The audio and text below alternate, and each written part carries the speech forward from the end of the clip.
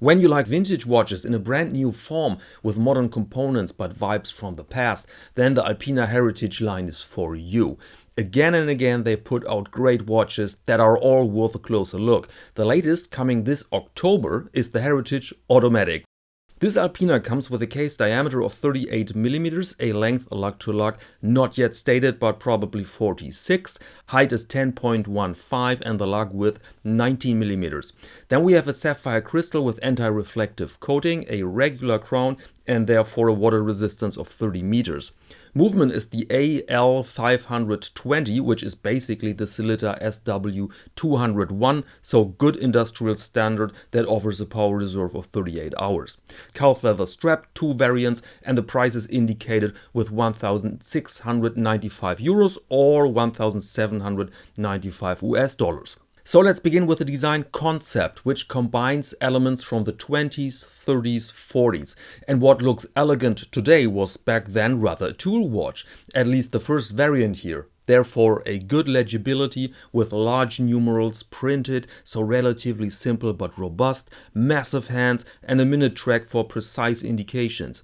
The hands are long so that they don't create any form of confusion. We have a lovely eggshell dial and blued hands. Really blued? More of that later. The second variant is more playful. Reduced legibility in favor of a more advanced design. So another font that put an emphasis on the 4 positions and a lovely 2-colored dial. Hands are the same. When we go back now to the first variant, you might find it simple, not hard to develop, but on the contrary. Imagine a fine web of relations between every element here. If you change the spacing between the numerals and the first line of the minute track by ½ millimeter, you could ruin the entire thing. And that's what companies like Alpina do so well, the attention to the last increment of a millimeter. This here is a perfectly balanced dial. Now to the case. If this really was a 30s watch, it would came with a size between 32 and 34, I would bet.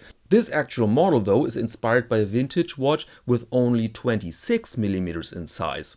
Here it is 38, which I personally find too big, but the majority of watch buyers will just love it. The height of the watch is slender, the lug width of 19mm a pain, and the overall high polished surface will be a scratch magnet. Note that the rather tooly design continues here. Look at the lugs. Bold and blocky. If this was a Longines, you would see some facets there, but here it stays pure. Also very interesting and good looking is the crown, wheel-like, flat, but with a nice curve on top and the absence of a logo. But Watch of the Week is not sponsored, so let's find some weaknesses, some negatives. I could mention the 90mm lug width. That makes it very hard to source another replacement strap.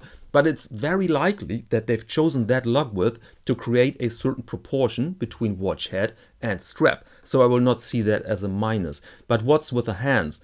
They're not loomed, which is a legitimate decision in this genre, and they appear blued. In fact, they are PVD plated. I'm not so happy with that.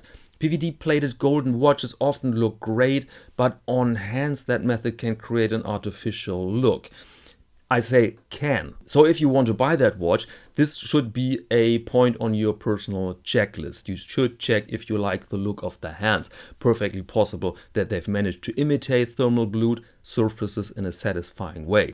Last point, price. Certainly a lot of money for a relatively simple watch, but when I compare it with recent releases from the tier Alpina is part of, then these 17 or 1800 seemed competitive and okay. And now I'm curious which model you fancy. I would buy the first one with all the numerals in the next second. I find it 100% stronger than the next model here, but that might be only taste. Alright, thank you very much and see you next Monday to Watch of the Week.